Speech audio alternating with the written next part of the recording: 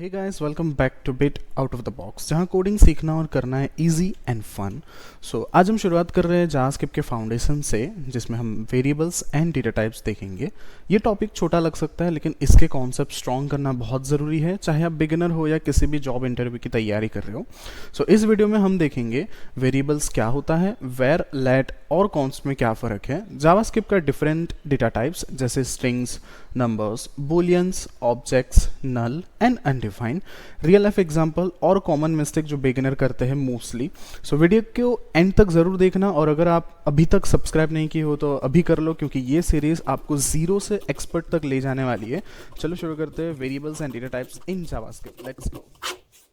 Lecture को start करने से पहले आज फटाफट से हम देख लेते हैं आज हम लोग क्या क्या टॉपिक्स क्लियर करने वाले हैं। तो उसमें हम सबसे पहले स्टार्ट करेंगे हमारे डेवलपमेंट एनवायरनमेंट को इंस्टॉल करने से, जिसको हम बोलते हैं VS कोड। ये एक कोड एडिटर है जिसके अंदर हमको कोड लिखना होता है। उसी के साथ साथ हम उस VS कोड हमको कुछ फीचर्स प्रोवाइड करता है, कुछ एक्सटेंशंस हमको प्रोवाइड करता है। वो सारे के सारे एक्सटेंशंस को हम इंस्टॉल कर लेंगे। उसके बाद हम देखने वाले हैं कि जावास्क्रिप्ट को हम हमारे वेब पेज के अंदर कितने टाइप से हम इंस्टॉल कर सकते हैं, या फिर हम कितने टाइप से हम उसको यूज़ कर सकते हैं। फिर हम देखेंगे जावास्क्रिप्ट के अंदर कुछ उनके आउटपुट मेथड्स, जिसके अंदर से हमारा जो भी हम लोग प्रिंट करना चाहते हैं या कुछ आउटपुट शो करना चाहते हैं, तो हमारे पास कौन से उस आउटपुट को शो करने के लिए मेथड्स हैं। फिर हम देखेंगे जावास्क्रिप्ट में डेटा टाइप्स क्या होता है, डेटा टाइप्स के साथ साथ कितने टाइप्स के डेटा टाइप्स होते हैं, और भी बहुत कुछ। और साथ साथ में हम देखने वाले वेरिएबल्स कितने तरह के होते हैं, हम किस तरीके से उन वेरिएबल्स को यूज़ कर सकते हैं। हमको अगर किसी भी स्पेसिफिक डेटा टाइप का टाइप चेक करना तो हम कौन सा मेथड यूज़ करेंगे। उसी के साथ साथ कोई भी अगर आप बिगिनर कोई भी वेरिएबल को डिक्लेयर कर रहा है तो वो क्या क्या गलती करता है और हमें किन किन चीज़ों को ध्यान रखने की ज़रूरत है, उनके कुछ हम लोग रूल्स देखेंगे, नेमिंग कन्वेंशन देखेंगे, और साथ ही साथ हम लास्ट में एक मिनी प्रोजेक्ट भी देखेंगे जो हम लोग किस तरीके से कर सकते हैं। तो चलते हैं हम हमारे VS कोड की तरफ। तो ये है VS कोड। जैसे आप VS कोड ओपन करोगे आपको कुछ इस तरीके से इंटरफेस देखने मिलेगा, जहाँ पे मैंने आप लोगों के लिए ऑलरेडी एक फोल्डर क्रिएट करके रखा है। अब आप इसके अंदर फाइल क्रिएट कर सकते हो। तो यहाँ पे हमको एक बटन दिखता है जहाँ से हमको फाइल क्रिएट करना होता है। मैं जस्ट इसको प्रेस करूँगा और यहाँ पे मैं मेरे फाइल का नाम लिख देता हूँ, जिसमें है index.html। ठीक है, जैसे मैं इसको एंटर करूँगा कुछ इस तरीके से मेरा HTML का पेज इस जगह पे ओपन हो गया। अब आपको प्रेस करना है Shift and 1। जैसे आप Shift and 1 प्रेस करोगे आपका जो पूरा एमिट एब्रिविएशन है वो कुछ इस तरीके से शो करेगा, एंड देन आपको प्रेस करना है एंटर। जैसे आप एंटर प्रेस करोगे आपका वो पूरा HTML का जो कोड है वो इस तरीके से वो ऑटोमेटिक लिख के आ गया। अब मैं क्या करता हूँ, सिंपली यहाँ पे सेव पे क्लिक करता हूँ और ये इजीली सेव हो गया। अब आपको क्या करना है, अब आपको नेक्स्ट कुछ आपके एक्सटेंशंस डाउनलोड करने हैं। तो आपको यहाँ पे एक छोटा सा बटन दिख रहा होगा एक्सटेंशंस के लिए, आपको जस्ट उस पर क्लिक करना है। जैसे आप उस पर क्लिक करोगे ना तो आपको बहुत सारे एक्सटेंशन मेरे यहाँ पे दिख रहे होंगे कि मैंने डाउनलोड करके रखा है। आपको उसमें से किसको डाउनलोड करना है, लाइव सर्वर को। तो आपको कैसे डाउनलोड करना है, आप सिंपली यहाँ पे जाओगे, यहाँ पे जस्ट आप लिखोगे लाइव सर्वर और वो वहाँ पे शो कर देगा। तो जैसे मैंने यहाँ पे लिखा तो यहाँ पे लाइव सर्वर शो कर दिया। यहाँ पे आपको इंस्टॉल का बटन दिख जाएगा कुछ इस तरीके से। यहाँ पे जैसे आप इसको इंस्टॉल कर दोगे तो ये इंस्टॉल हो जाएगा। अब जैसे ये इंस्टॉल हो जाता है देन क्या करना है, आपको यहाँ पे आना है और फिर हमको अब यहाँ पे राइट क्लिक करना है। जैसे राइट क्लिक करोगे ना तो आपको ये एक अलग से बटन देखने मिलेगा, ओपन विथ लाइव सर्वर। अब जैसे इसके ऊपर क्लिक करोगे आपका जो पूरा डॉक्यूमेंट पेज है वो एक लाइव सर्वर पे ओपन हो गया। यहाँ पे हमारा पोर्ट आ गया जिसपे वो पूरा हमारा सर्वर ओपन हो गया। अब जो भी हम काम करेंगे वो यहाँ पे ऑटोमेटिक रीडायरेक्ट हो जाएगा और यहाँ पे हमको वो सारे के सारे चेंजेस शो होना स्टार्ट कर देंगे। नेक्स्ट मूव करते हैं जावास्क्रिप्ट को हम किस तरीके से इम्प्लीमेंट कर सकते हैं हमारे डॉक्यूमेंट पेज के अंदर। तो हमारे पास टोटल 3 वेज है जावास्क्रिप्ट को इम्प्लीमेंट करने के लिए। पहला जो वेज है हमारा वो है इनलाइन, सेकंड जो वेज है हमारा उसको हम बोलते हैं इंटरनल, और जो थर्ड वे है उसको हम बोलते हैं एक्सटर्नल। अब मैं तीनों एक एक करके आप लोगों को समझाता हूँ। उसी के साथ साथ मैंने क्या किया है, यहाँ पे इन तीनों चीज़ को कमेंट भी कर दिया। कमेंट करने से क्या होता है, जो भी मैं चीज़ लिख रहा हूँ वो ब्राउजर उसको रेट नहीं करता, उसको वो सिंपली इग्नोर कर देता है। ठीक है, अब यहाँ पे एक और चीज़ आपको ध्यान रखना है कि कभी भी आप अगर कभी भी जावास्क्रिप्ट आपके पेज के अंदर लिख रहे हो तो सबसे पहले आपको स्क्रिप्ट टैग की ज़रूरत पड़ेगी, क्योंकि स्क्रिप्ट टैग के थ्रू ही हम जावास्क्रिप्ट को यूज़ कर सकते हैं हमारे डॉक्यूमेंट पेज के अंदर। अब उसके लिए मैं सबसे पहले क्या यूज़ कर रहा हूँ, इनलाइन यूज़ कर रहा हूँ। तो पहला मेथड मैं आपको शो करवाता हूँ इनलाइन मेथड का। मैं क्या करता हूँ, सिंपली बॉडी के अंदर जाता हूँ और यहाँ पे एक बटन बना देता हूँ इस तरीके से, जिसको मैं सिंपली लिख देता हूँ क्लिक में।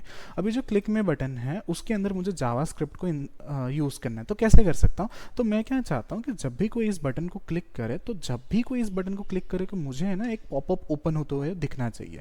तो मैं सिंपली करूँगा यहाँ पे ऑन क्लिक, ये एक इवेंट है ऑन क्लिक जो मैं आने वाले लेक्चर्स में आप लोगों को बताने ही वाला हूँ। जस्ट खाली मैं आपको यहाँ पे दिखा देता हूँ कि जब भी कोई बटन पे क्लिक करे तो ऑन क्लिक में क्या होना चाहिए, तो मुझे एक अलर्ट मैसेज आना चाहिए, और उस अलर्ट मैसेज में मैं क्या लिख देता हूँ, सॉरी, उस अलर्ट मैसेज में मैं क्या लिख देता हूँ, हे, इस तरीके से। ठीक है, इसको फटाफट से चेक करते हैं। तो मैंने ऑलरेडी डॉक्यूमेंट मेरा ओपन करके रखा है, फिर से मैं आपको बताता हूँ। अगर आपको कभी भी उसका आउटपुट चेक करना है तो यहाँ पे आपको ओपन विथ लाइव सर्वर करना है। यहाँ पे ऑलरेडी मेरा ओपन था और मैंने इसको आपको फिर से ओपन करके बता दिया। अब मैं सिंपली क्या करता हूँ, इसको मैं क्लिक करता हूँ। जैसे मैं क्लिक करूँगा ना, तो मैंने जो मैसेज पास किया है अलर्ट के अंदर, वो मुझे क्या हो रहा है, यहाँ पे शो हो रहा है। तो इस तरीके से मैंने क्या दिखाया आपको कि ये है हमारा इनलाइन वे किसी भी जावास्क्रिप्ट को यूज़ करने का। नेक्स्ट हमारा जो है आता है उसके अंदर इंटरनल है। अब इंटरनल के अंदर क्या है, हमने क्या यूज़ किया है, स्क्रिप्ट टैग यूज़ किया। अब हम जो भी जावास्क्रिप्ट लिखेंगे ना वो इसके अंदर यूज़ करेंगे। अब जावास्क्रिप्ट के अंदर मुझे आउटपुट देखना है, तो मैं आउटपुट कैसे देख सकता हूँ, तो मैंने आपको यहाँ पे दिखाया ही है कि हमारे पास जावास्क्रिप्ट के आउटपुट मेथड्स कुछ इस तरीके से दिए हुए। उसमें से पहला जो आउटपुट का मेथड है वो है हमारा कंसोल। मैं क्या करता हूँ, सिंपली यहाँ पे कंसोल लिखता हूँ। अब कंसोल लिखने के लिए मेरे को यहाँ पे लिखना पड़ेगा कंसोल डॉट लॉग, और इसके अंदर मैं लिख सकता हूँ जो भी मेरा नाम है, आपको जो भी आउटपुट दिखाना वो आप इस तरीके से लिख सकते हो। आप एक चीज़ मेक श्योर करना कि आप जो भी कंसोल के अंदर लिख रहे हो या आपको जो भी आउटपुट में शो करना है वो आपको डबल कोट्स के अंदर लिखना है। ठीक है, इट मीन्स आप जो भी इसके अंदर लिख रहे हो वो प्रॉपर डबल कोट्स के अंदर ही शो होना चाहिए। अब इसको मैं कहाँ चेक करूँगा, तो मैं मेरा आउटपुट के वहाँ चला जाता हूँ। तो ये मेरा आउटपुट है। मैं सिंपली क्या करता हूँ, यहाँ पे राइट क्लिक करता हूँ। यहाँ पे आपको छोटा सा इंस्पेक्ट का बटन दिख रहा होगा। जैसे आप इंस्पेक्ट के बटन के क्लिक करोगे ना, यहाँ पे आपको पूरा ये डेव टूल्स ओपन हो गया, जहाँ पे आप क्या कर रहे हो क्या नहीं कर रहे हो सब कुछ यहाँ पे आपको पता चल जाएगा। यहाँ पे आपको दिख रहा होगा कंसोल। जैसे मैं कंसोल पे प्रेस करूँगा ना, वहाँ पे मैंने इस पेज में जो लिखा हुआ था कंसोल के अंदर वो वैल्यू मुझे इस पेज में शो करनी स्टार्ट हो गई। इट मीन्स यहाँ से मुझे पता चल गया कि अगर आपको कुछ भी आउटपुट शो करना है आपके वेब पेज के अंदर, तो आप सिंपली किसका यूज़ करोगे, कंसोल का यूज़ करोगे। जैसे आप कंसोल का यूज़ करोगे वो आउटपुट आपको यहाँ पे डेव टूल्स के अंदर कंसोल के अंदर मिल जाएगा। अब हम इसको यूज़ क्यों करते हैं, सो मैंने यहाँ पे लिख के रखा है कि console dot log hello from console, मैंने यहाँ पे लिखा है use for debugging purpose and print message to the browsers developer console not visible to user. It means क्या कि अब नॉट विजिबल टू यूजर मतलब अगर मैं यहाँ पे डेव टूल्स को यहाँ पे बंद कर देता तो यूजर को थोड़ी दिखेगा कि मैंने कंसोल में क्या लिखा है। ऑब्वियसली यूजर को तो पता ही नहीं होगा। अब यूजर को नहीं पता होगा लेकिन डेवलपर को पता होगा। ठीक है, तो डेवलपर को कैसे पता होगा, क्योंकि वो डेव टूल्स के बारे में ऑलरेडी जानता होगा। तो मैं सिंपली क्या करता हूँ, डेव टूल्स को ओपन करता हूँ। इसको शॉर्टकट भी है, आप सिंपली F12 प्रेस करोगे तो आपका डेव टूल्स ओपन हो जाएगा। तो यहाँ पे आप देख सकते हो कि कंसोल के अंदर मैंने क्या लिखा है, यहाँ पे इस तरीके से मैंने मेरा नाम लिखा है। ठीक है, तो अब आपको ध्यान में आ रहा होगा कि कंसोल को हम क्यों यूज़ करते हैं। मैं फिर से एक और बार रिपीट कर देता हूँ। कंसोल को यूज़ करने का पहला जो पर्पस है वो हमारा डीबगिंग पर्पस है। इट मीन्स अगर आपका कुछ एरर वगैरह आ रहा है तो आप वहाँ पे कंसोल में जाकर चेक कर सकते हो कि क्या एरर आ रहा है। सेकंड क्या है, वो प्रिंट मैसेज कर सकता है, मतलब आप कुछ भी मैसेज को प्रिंट कराना चाहते हो तो सिंपली उसको क्या कर सकता है, वो मैसेज को प्रिंट कर देगा। और थर्ड है हमारे पास कि to the browser developers not visible to user. ये जो भी चीज़ है वो सिर्फ और सिर्फ डेवलपर्स देख सकता है, यूज़र नहीं देख सकता है। तो अब ये आपको बहुत ज़्यादा क्लियर हो गया होगा। तो अगर आपको कोई भी पूछता है कि कंसोल हम क्यों यूज़ करते हैं तो आप बता सकते हो कि console is mainly use for debugging purpose. Second, we can print message and it will be show at the developers tools which is also known as console, and then it will not be visible to the user. Okay, तो next move करते हैं हमारे next topic के ऊपर, जहाँ पे अब क्या करना है, मुझे इस डॉक्यूमेंट के अंदर ना कुछ लिख के बताना है। अब मैं इस डॉक्यूमेंट के अंदर लिख के कैसे बता सकता हूँ, तो मैं सिंपली यहाँ पे आता हूँ, मैं यहाँ पे लिखता हूँ डॉक्यूमेंट। अब यहाँ पे लिखता हूँ डॉट, और यहाँ पे हमारे पास एक फीचर है जिसके अंदर मैं क्या कर सकता हूँ, राइट कर सकता हूँ। मैं यहाँ पे लिख देता हूँ hey this is right from JavaScript. ठीक है, मैं यहाँ पे सिंपली इसको सेव करता हूँ। जैसे मैं सेव करूँगा ना तो आपको यहाँ पे ये दिखने मिल रहा होगा। इट मीन्स अब मैंने यहाँ पे कंसोल में नहीं लिखा है इस चीज़ को, मैंने क्या किया है, मेरे को इस डॉक्यूमेंट में लिखना था। तो मैं जैसे इस डॉक्यूमेंट में कुछ भी लिखूंगा वो मुझे किधर शो करना स्टार्ट हो जाएगा, बॉडी में शो करना स्टार्ट हो जाएगा। ठीक है, ये जस्ट मैंने एक आपको एग्जाम्पल बताया। सबसे पहले हमने इनलाइन देख लिया है, अब उसके बाद हमने इंटरनल देख लिया। आप इंटरनली कुछ जावास्क्रिप्ट को इस तरीके से यूज़ कर सकते हो स्क्रिप्ट टैग के अंदर। और थर्ड आता है हमारे पास में एक्सटर्नल। अब एक्सटर्नल में क्या होता है, हमें एक अलग से फाइल क्रिएट करनी पड़ती है। तो मैं यहाँ पे सिंपली ये न्यू फाइल को मैं क्लिक करूंगा, तो यहाँ पे मैं लिख देता हूँ index.js। ठीक है, यहाँ पे आपको दिख रहा होगा कि मैंने यहाँ पे एक्सटेंशन JS से सेव किया है।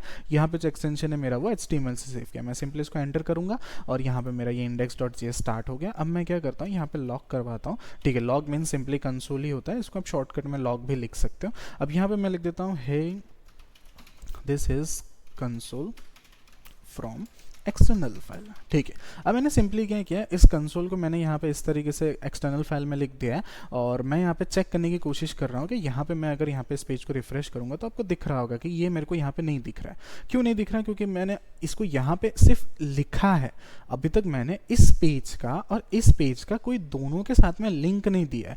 जब तक मैं किसी भी पेज का लिंक नहीं दूंगा तो ये तो सिर्फ एक जावास्क्रिप्ट की फाइल है जो यहाँ पे बनी हुई है, तो ये मुझे यहाँ पे इस तरीके से आउटपुट दिखा ही नहीं सकते। और आपको दिख ही रहा होगा, अगर मैं कितना भी पेज को रिफ्रेश करूँ मुझे यहाँ पे कोई भी इसका आउटपुट शो नहीं हो रहा है। क्यों? क्योंकि इस पेज का कोई भी लिंक नहीं है हमारे इंडेक्स के पेज के साथ में। तो अब इसको कैसे लिंक करें?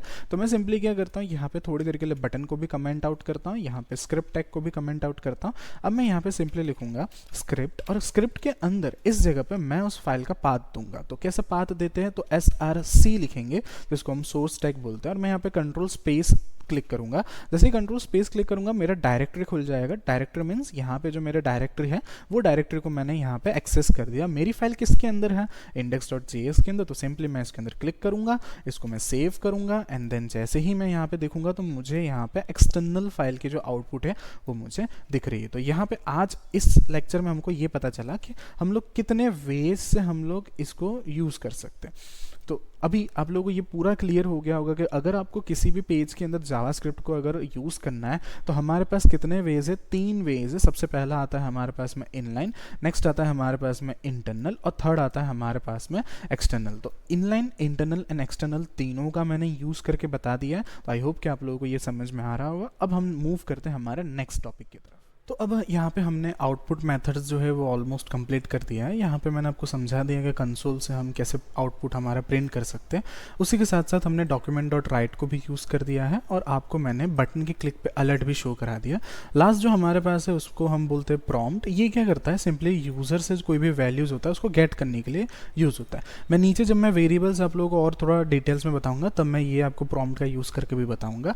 तो अभी तक आई होप कि आप लोगों को कोई भी इसमें डाउट्स नहीं होगा। मैं एक बार पूरा रिकैप करवा देता हूँ। सबसे पहले हमने VS कोड को यूज़ किया, उसके बाद उसमें से कुछ इंस्टॉल किए एक्सटेंशंस, उसके बाद हमने समझा कि जावास्क्रिप्ट को हम हमारे डॉक्यूमेंट में किस तरीके से इंप्लीमेंट कर सकते हैं। सो हमारे पास टोटल 3 वेज है, इनलाइन, इंटरनल एंड एक्सटर्नल। उसके बाद हमने जावास्क्रिप्ट के कुछ आउटपुट मेथड्स देखे जहाँ पे हम लोग कुछ उनसे आउटपुट गेट कर सके।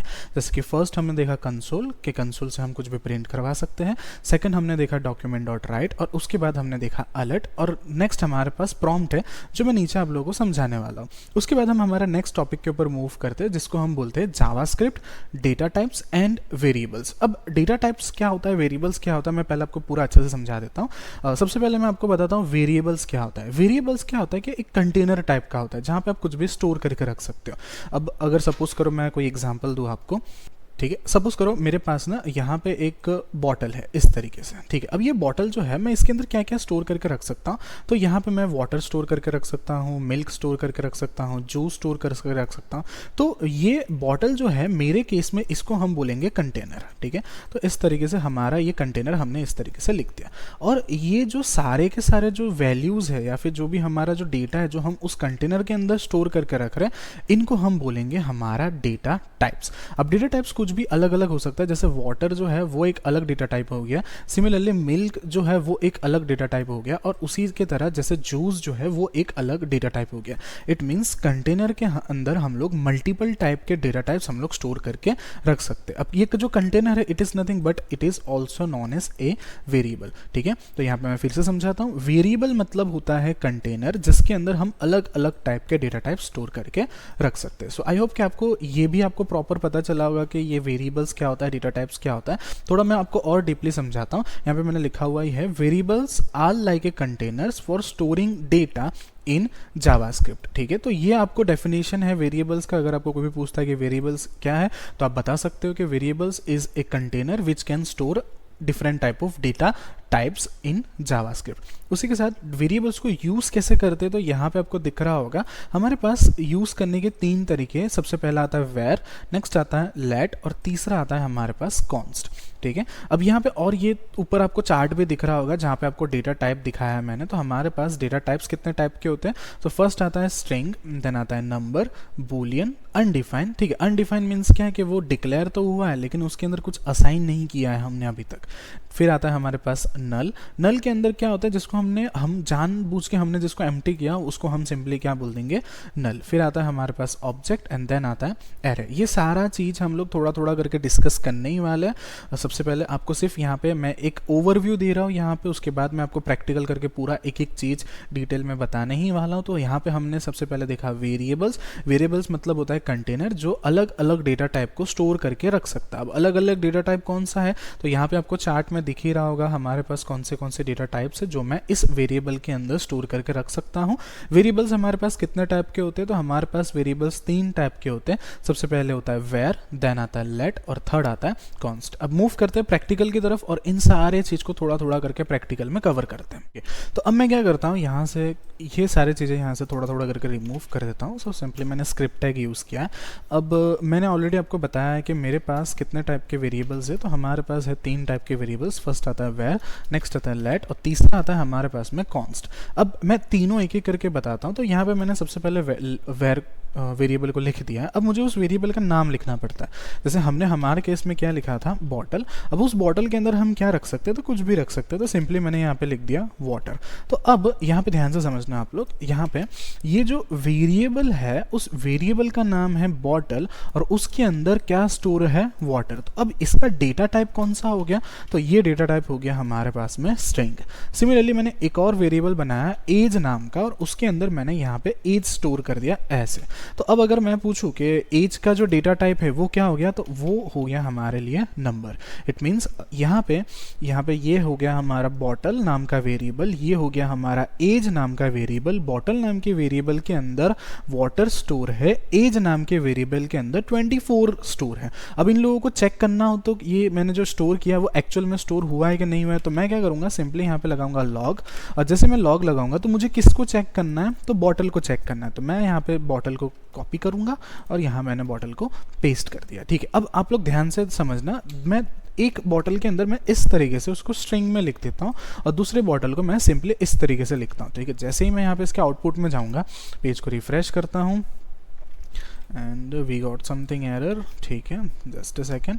ओके, आ गया था। तो आप देख सकते हो यहाँ पे कि पहला वाला जो बॉटल मतलब पहला वाला जो डेटा है उसके अंदर मुझे बॉटल लिख के आया। क्यों बॉटल लिख के आया, क्योंकि मैंने इसको डबल कोट्स में बॉटल लिखा। अगर बॉटल की जगह मैं लिख देता हूँ अक्षय, तो यहाँ पे स्टार्टिंग में मेरे पास क्या आ जाएगा, अक्षय। इट मीन्स आप डबल कोट्स में जो भी चीज़ लिखते हो वो यहाँ पे प्रिंट हो जाती है। तो अब मुझे बॉटल की वैल्यू कौन से वाले में गेट हो रही है, तो मुझे सेकेंड वाले में गेट हो रही है जिसके अंदर मैंने डबल कोट्स में नहीं लिखा है। आप सिंपली चेक कर सकते हो, आप कंट्रोल प्रेस करके, जैसे ही कंट्रोल प्रेस करोगे आपको यहाँ पे ये इस तरफ इस जगह पे आ जाएगा। इट मीन्स क्या, तो जैसे मैंने कंट्रोल से प्रेस किया तो ये उसने बता दिया कि आप इस वेरिएबल की जो प्रॉपर्टी है या फिर जो वैल्यू है आप इसको यहाँ पे इस तरीके से गेट कर रहे हो। अब सपोज कि मैं यहाँ पे अगर बॉटल के बदले एज लिखता हूँ, अब यहाँ पे जैसे मैं इसको सेव करता हूँ, वापस से मैं कंट्रोल स्पेस करूँगा, तो अब जब मैं वहाँ पे चेक करूँगा तो मेरे पास इस एज की जो वैल्यू है वो मुझे यहाँ पे इस तरीके से गेट हो जाएगी। ठीक है, ये था सिंपली एक वेरिएबल को मैंने किस तरीके से डिक्लेयर किया और उसकी वैल्यू को हम किस तरीके से लिख सकते हैं। अब इस वेरिएबल के अंदर कौन से टाइप्स होते हैं, कितना डेटा टाइप्स होता है, मैं सब यहाँ पे लिख देता हूँ। यहाँ पे हमारे पास आता है बूलियन। ठीक है, बूलियन के अंदर आप लिख सकते हो ट्रू है या फॉल्स है, उस तरीके से लिख सकते हो। नेक्स्ट आता है हमारे पास में अनडिफाइंड। तो मैं सिंपली क्या कर रहा हूँ, यहाँ पे ए लिख के इसको छोड़ दे रहा हूँ इस तरीके से। अब मैं यहाँ पे सिंपली ए को कॉल कर देता हूँ। जैसे ही मैं ए को कॉल करूँगा वो मुझे दिखा देगा अनडिफाइंड। मतलब क्या कि आपने उस वेरिएबल को डिक्लेयर तो कर दिया है लेकिन उसके अंदर कोई भी वैल्यू सेट नहीं किया है। तो ये थे हमारे कुछ एग्जाम्पल वेरिएबल्स के। तो अब आपको पता चल गया होगा कि वेरिएबल्स आर क्या है, variables are nothing but a container which store different type of data types. ठीक है, हम आने वाले एग्जाम्पल्स में ये सारे के सारे डेटा टाइप्स थोड़ा थोड़ा करके हम लोग चेक करने ही वाले, बट अभी के लिए इतना काफ़ी है बेसिक में। ठीक है, अब थोड़ा सा और आगे जाते हैं। अब आपको यहाँ पे एग्जाम्पल भी दिख रहा होगा, let name equal to Alice. It means name को अगर मैं कंसोल करूँ तो मुझे सिंपली क्या मिल जाएगा, एलिस। फिर नेक्स्ट है हमारे पास में कॉन्स्ट एज इक्वल टू 25। अब ये जो 25 है जैसे ही मैं कंसोल करूँगा एज को तो मुझे क्या मिल जाएगा, 25। अब यहाँ पे थोड़ा और इसको डीपली समझते हैं डेटा टाइप्स को और वेरिएबल्स को। देखो, अब जो वेरिएबल्स होते हैं ना, मैंने बताया कि कितने टाइप्स के होते हैं, 3 टाइप के होते हैं। अब ये तीनों टाइप में क्या क्या प्रॉपर्टीज है मैं हर एक चीज़ आपको सिंपली समझाता हूँ।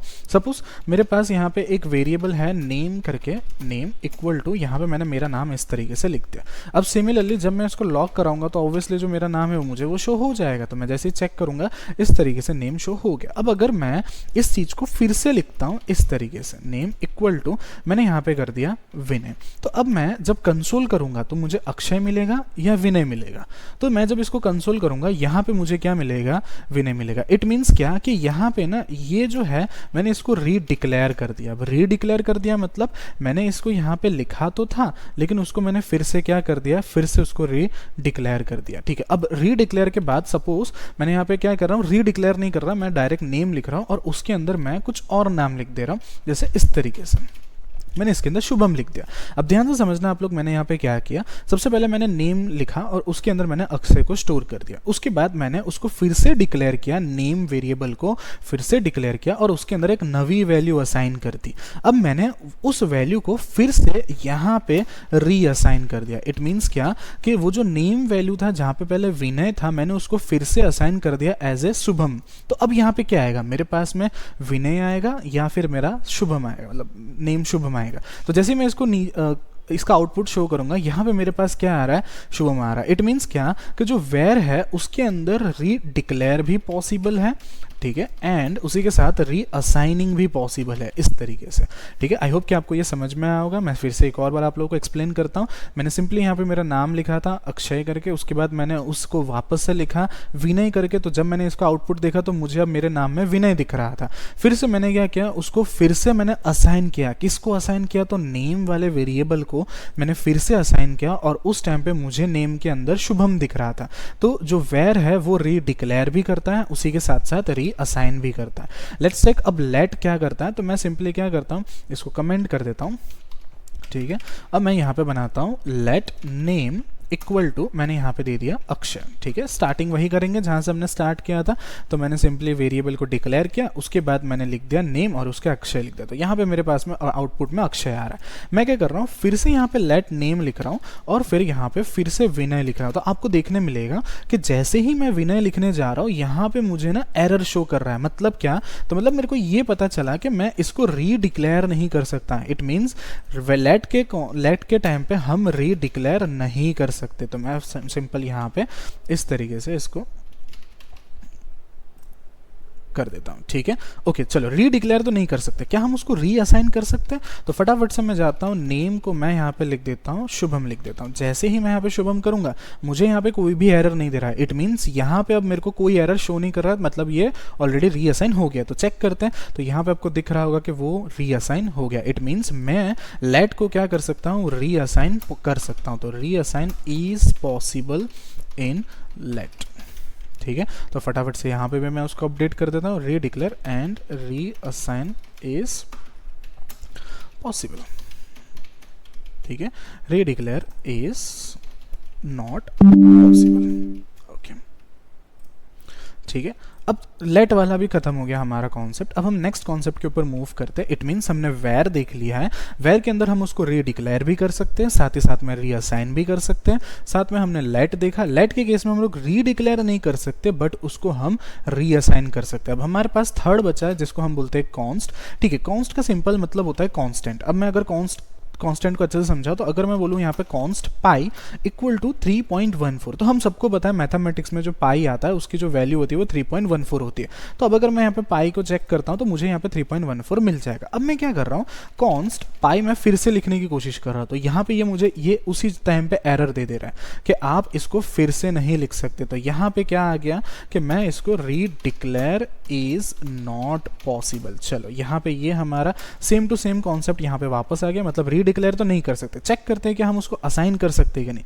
अब यहाँ पे ये आपको एक ध्यान से समझना है कि यहाँ पे ना इंटरव्यूअर आप लोगों को ट्रिक कर सकते हैं। सबसे पहले आपको बताया मैंने कांस्टेंट की वैल्यू कभी भी हम चेंज नहीं कर सकते, लेकिन असाइनिंग के टाइम पे ये हमको कोई भी एरर यहाँ पे शो नहीं करेगा। तो अब यहाँ पे एरर शो नहीं करेगा तो कहाँ शो करेगा?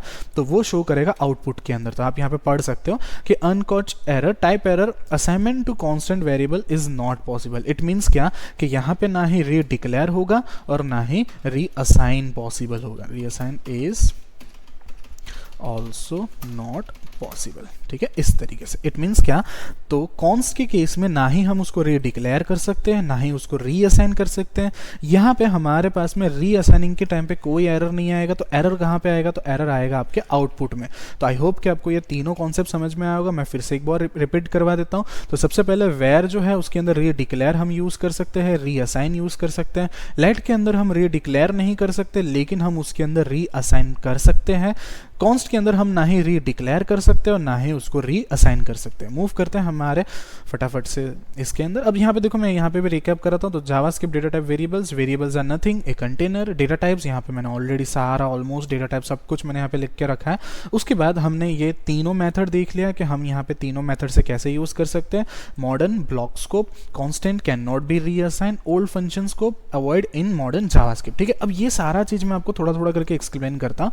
यहाँ पे मैंने एक टर्म लिखा हुआ है या फिर एक चीज़ लिखा हुआ है ब्लॉक स्कोप। अब ये ब्लॉक स्कोप मतलब क्या होता है, मैं आपको पहले वो समझाता हूँ, ठीक है। सो फटाक से मैं इसको यहाँ पे नीचे लेके आता हूँ, block scope.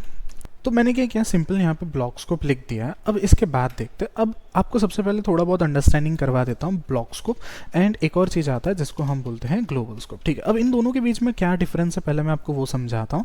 Block scope means जो हम कॉल कर रहे हैं एक ब्लॉक के अंदर, ठीक है। जैसे सिंपल मैंने यहाँ पे एक बनाया वेरिएबल, उसको मैंने नाम दे दिया है इस तरीके से, उसको मैंने दिया है राहुल, ठीक है। अब क्या करता हूँ, मैं इसको अंदर लॉक कराता हूँ, किसको, नेम को। तो मैंने इस तरीके से राहुल को एक ब्लॉक के अंदर मैंने कॉल किया, तो मुझे यहाँ पे आउटपुट में क्या देखने मिल जा रहा है, राहुल देखने मिल जा रहा है। अब अगर सिंपली मैं इसको लेट कन्वर्ट करता हूँ तो भी मुझे यहाँ पे क्या देखने मिलेगा, राहुल ही देखने मिलेगा। अब मैं क्या करता हूँ, सिंपली ये जो कंसोल है उसको मैंने एक ब्लॉक के बाहर रख दिया। मतलब देखो कुछ नहीं है, जस्ट एक ब्लॉक है जिसके अंदर मैंने एक वेरिएबल बनाया राहुल करके और उसको मैं उस ब्लॉक के बाहर कॉल कर रहा हूँ। तो अब जब मैं यहाँ पे इसका आउटपुट देखने जाऊँगा तो वहाँ पे मुझे कुछ नहीं दिखाएगा वो। Just a second, I think ये रिफ्रेश नहीं हुआ है, मैं इसको फिर से स्टार्ट कर देता हूँ। एंड कभी कभार ये लीकेज कर देता है global scope and block scope में, वो भी एक अलग डिफरेंट कॉन्सेप्ट है। तो आप देख सकते हो अब मुझे यहाँ पे ये कुछ नहीं दिखा रहा है। अब अगर मैं इसी चीज़ को अंदर लेके जाऊँ तो ये मुझे क्या दिखा रहा है, यहाँ पे नेम राहुल दिखा रहा है। इट मीन्स क्या, ये जो लेट है वो एक तरीके से क्या है, ब्लॉक स्कोप है। अगर मैं कुछ भी चीज़ लिख के उस ब्लॉक के बाहर उस चीज़ को कॉल करता हूँ ना तो वो मुझे यहाँ पे एम्प्टी दिखाता है, ठीक है। इट मीन्स अब यहाँ पे मेरे को ये पता चल रहा है कि मैं अगर मुझे ये नेम को अगर मुझे कॉल करना होगा तो मुझे उस ब्लॉक के अंदर ही कॉल करना पड़ेगा, तभी वो मुझे नेम मिल पाएगा। अगर मैं उस ब्लॉक के बाहर चला जाता हूँ तो वो नेम नाम का जो रेफरेंस है वो उसको यहाँ पे मिल ही नहीं रहा है, इसलिए वो मुझे क्या दिखा रहा है, खाली दिखा रहा है। अब अगर मैं ग्लोबल स्कोप की बात करूं, मैं जस्ट खाली इसको कमेंट कर देता हूं। अगर मैं सिंपली यही सेम चीज़ मैं नीचे लेके आता हूं ग्लोबल स्कोप के अंदर, तो अब आप देखना इसमें कैसा सिनेरियो, मैं इसको सिंपली चेंज कर देता हूं वेयर से। वेयर जो हमारा है वो ग्लोबल स्कोप है, आप इसको ग्लोबली कहीं पे भी डिक्लेयर करो उसको कहीं ना कहीं से वो मिल ही जाएगा। देखो इस तरीके से, ठीक है। अगर मैं यहाँ पे चेंज करके इसको अक्षय कर देता हूँ तो मैं सिंपली यहाँ पे अगर अक्षय कर दूंगा तो मुझे आउटपुट में क्या देखने मिल जाएगा, अक्षय दिखने मिल जाएगा। अगर मैं इसके अंदर भी कॉल करूँ तो भी मुझे दिखेगा, अगर मैं इसके बाहर भी कॉल करूँ तो भी मुझे दिखेगा। तो अब आई थिंक आप लोगों को समझ में आ गया होगा what is the difference between block scope and global scope. मैं अगर जनरली बोलूँ तो ब्लॉक स्कोप क्या होता है कि हम क्या करते हैं, उसको एक पीस ऑफ कोड के अंदर या फिर एक पीस ऑफ ब्लॉक के अंदर अगर हम उसको यूज़ कर रहे हैं तो उसका सारा एक्सेस वो ब्लॉक के अंदर तक का ही रहेगा, हम उसको बाहर एक्सेस नहीं कर सकते कोई भी वेरिएबल का। वो ग्लोबल स्कोप में उल्टा होता है, अगर मैं उसको ब्लॉक के अंदर कॉल कर रहा हूं तो भी मुझे उसका एक्सेस मिलेगा, अगर मैं उसके बाहर कॉल कर रहा हूं तो भी मुझे एक्सेस मिलेगा। सो आई होप कि आपको ये प्रॉपर अंडरस्टैंडिंग हो गया होगा what is block scope and what is global scope. अब let's move to our next topic जिसके अंदर है ना हम लोग टाइप्स ऑफ ऑपरेटर्स देखने वाले। उससे पहले थोड़ा बहुत यहाँ पे मैं डेफिनेशन भी बता देता हूँ। तो ये हमारा कंप्लीट हो गया है। कॉन्स्टेंट को हम रीअसाइन नहीं कर सकते, इवन रीडिक्लेयर भी नहीं कर सकते नेक्स्ट सेकंड टाइम पे। और उसके बाद आता है हमारा वेरिएबल, ये सबसे ज़्यादा पुराना है। ये जो लेट और कॉन्स्ट है वो ES6 के आए हुए नवे अपडेट के फीचर्स हैं। उससे पहले हम लोग सारे वेर ही यूज़ करते थे, तो जो है ये काफ़ी ज़्यादा ओल्ड हो गया। और ये फंक्शन स्कोप है, अवॉइड इन मॉडर्न जावास्क्रिप्ट। इसको सिमिलरली आप फंक्शन स्कोप भी बोल सकते हो, ग्लोबल स्कोप भी बोल सकते हो, दोनों में कोई प्रॉब्लम नहीं है। तो ये फंक्शन स्कोप भी बोलते हैं कोई, इसको ग्लोबल स्कोप भी बोलते हैं। तो यही पूरा चीज़ लिखा हुआ है। अब नेक्स्ट मूव करते हैं हमारे टाइप्स ऑफ ऑपरेटर, जो क्या करता है, सिंपली चेक करता है डेटा टाइप को। कैसे, सपोज मैंने यहाँ पे ये जो नेम लिखा है, मैंने नेम को, मेरे को इसका डेटा टाइप चेक करना है। मुझे पता है ये स्ट्रिंग है, बट मैं कन्फर्मेशन करने के लिए चेक करता हूँ। तो मैं सिंपली यहाँ पे कंट्रोल शिफ्ट एल प्रेस करूंगा और ये इस तरीके से कंसोल आ जाएगा। तो ये कहाँ से किया हमने, तो आपको पता होगा मैंने आपको एक्सटेंशन डाउनलोड करवाया है, जहाँ पे आपको कौन सा एक्सटेंशन था, जावास्क्रिप्ट कंसोल यूटिल्स। ये आप डाउनलोड कर लोगे तो कंट्रोल शिफ्ट एल से आप इस तरीके से इसको यूज़ कर सकते हो। चलो और आगे चीज़ देखते हैं। मैं क्या चेक करना चाहता हूँ, मैं टाइप चेक करना चाहता हूँ कि जो नेम है उसका टाइप क्या है। तो मैं सिंपली यहाँ पे लिखूंगा टाइप ऑफ नेम और जैसे ही मैं इसको चेक करूँगा मेरे को यहाँ पे दिख जाएगा जो भी उसका टाइप होगा वो। तो इस तरीके से हम लोग उसको चेक कर सकते हैं। मैं ये थोड़े चीज़ें यहाँ से पूरा हटा देता हूँ, ठीक है। ओके, सो ये हमने टाइप ऑफ चेक कर लिया, नेम का जो टाइप ऑफ है वो हमको मिल गया। अब इसके बदले अगर नंबर के लिए चेक करना हो तो मैं सिंपली इसको कन्वर्ट कर दूंगा नंबर, ठीक है। आप इसके बदले कुछ भी लिख सकते हो, वेरिएबल का जो नेम है वो आपके ऊपर डिपेंड करता है, आप उसको XYZ लिखोगे तो भी चलेगा। अब मैं सिंपली क्या करता हूँ, यहाँ पे अगर मैं 23 लिख देता हूँ तो ये मेरे को दिख रहा है नंबर है। तो मैं चेक करना चाहता हूँ क्या वैल्यू है XYZ का, तो मैं जैसे ही इसके अंदर जाऊँगा और इसके अंदर तो आपको देखने मिलेगा ये हो गया नंबर। तो सिमिलरली आप कोई भी टाइप ऑफ वैल्यू से आप क्या आप कोई भी टाइप ऑफ वैल्यू देखिए आप टाइप उसका चेक कर सकते हो, ठीक है। सो आई होप कि आपको ये भी पता चल गया होगा। उसके बाद आगे जाते हैं नेमिंग कन्वेंशन इन जावास्क्रिप्ट। अब वेरिएबल का जो नेमिंग कन्वेंशन हो किस तरीके से लिख सकते हो। सब फर्स्ट आता है हमारे पास में कैमल केस। इट मीन्स आप कोई भी वेरिएबल लिख रहे हो तो उसके अंदर कैमल केस में कैसा होता है, स्टार्टिंग का जो लेटर होता है वो छोटा होता है एंड जो उसके बाद जहाँ पे हम स्पेस देते हैं, ठीक है, वहाँ पे उस लेटर को हम कैपिटल कर देते हैं। So this is simply a example of A camel case. आप वेरिएबल का नेम कैमल केस में लिख सकते हो और कैसे लिख सकते हो, तो पास्कल केस में लिख सकते हो। तो सिंपली मैंने क्या किया, इसको इस तरीके से पास्कल केस में लिख दिया ऐसे, ठीक है। तो ये आप इस तरीके से, इट मीन्स क्या है कि जो स्टार्टिंग का जो लेटर है उसको आपने कैपिटल में लिखा है, दैट्स इट। और उसके बाद और कौन से हमारे पास नेक्स्ट है स्नेक केस। स्नेक केस में कैसा होता है, सिंपली जहाँ पे मुझे स्पेस देना है मैं वहाँ पे एक अंडरस्कोर देके इस तरीके से मैं स्नेक केस को वेरिएबल बना सकता हूँ। इट मीन्स तो ये है हमारे नेमिंग कन्वेंशन, जहाँ पे आप अलग अलग नेमिंग कन्वेंशन का यूज़ करके इस तरीके से कोई भी वेरिएबल को डिक्लेयर कर सकते हो। उसके बाद आता है हमारे पास में कि वेरिएबल को हम असाइन करने के कितने टाइप के रूल्स हैं। अब उसके अंदर मैंने यहाँ पे क्या लिखा है, must begin with the letter. तो आप देख सकते हो हमने एक लेटर से ही स्टार्ट किया है उसको। सेकंड हमारे पास में क्या, आप डॉलर सिंबल का भी यूज़ कर सकते हो। इट मीन्स आप यहाँ पे सिंपली अगर डॉलर यूज़ कर दोगे तो वो भी वैलिड है, आप उसको भी आप यूज़ कर सकते हो। थर्ड क्या है हमारे पास में, अंडरस्कोर भी यूज़ कर सकते हो। इट मीन्स स्टार्टिंग में आपने अंडरस्कोर लिखा है तो वो भी वैलिड है, आप उस चीज़ को भी क्या कर सकते हो, यूज़ कर सकते हो। अब किन किन चीज़ों को हमको अवॉइड करना चाहिए, तो can not begin with a number. तो वेरिएबल का जो नेम है आप वो इसे सिंपली इस तरीके से नंबर से स्टार्ट नहीं कर सकते इस तरीके से ऐसे।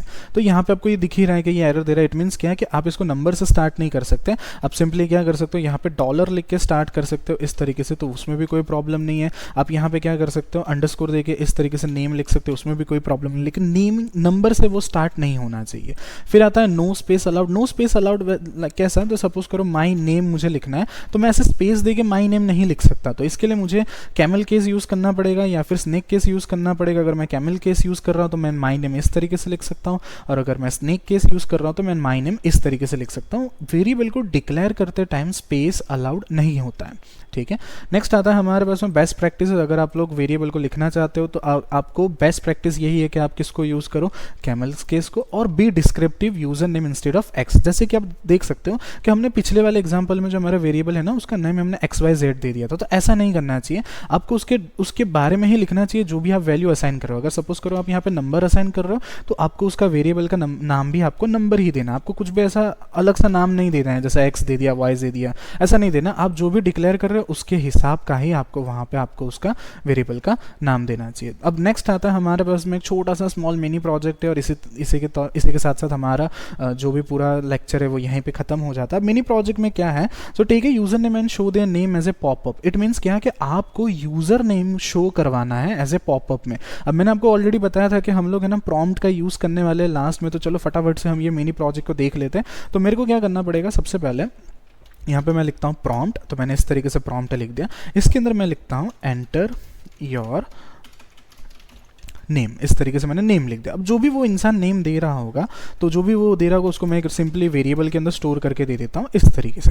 अब मुझे क्या करना है, सिंपली यहाँ पे इसको अलर्ट करवाना है, तो मैंने सिंपल क्या कर दिया, इसको अलर्ट करवा दिया। लेट्स चेक ये कैसा चल रहा है। अब जैसे हम यहाँ पे जाएंगे तो यहाँ देखो प्रोग्राम हमारा रन होते ही ये मुझसे पूछ रहा है एंटर योर नेम, तो जैसे मैं यहाँ लिख देता हूँ अक्षय एंड देन ओके करता हूँ, तो अब यहाँ पे मेरा अलर्ट नहीं आया। मैं फिर से रन करता हूँ इसको अक्षय एंड देन एंटर, तो आपको दिख रहा होगा हमारा जो अलर्ट है वो इस तरीके से आ गया। आप इसमें और भी बहुत सारी चीज़ें लिख सकते हो, जैसे सपोज मुझे इसको थोड़ा और डिस्क्रिप्टिव बनाना है तो मैं यहाँ पे सिंपल डबल कोट्स का यूज़ करूँगा।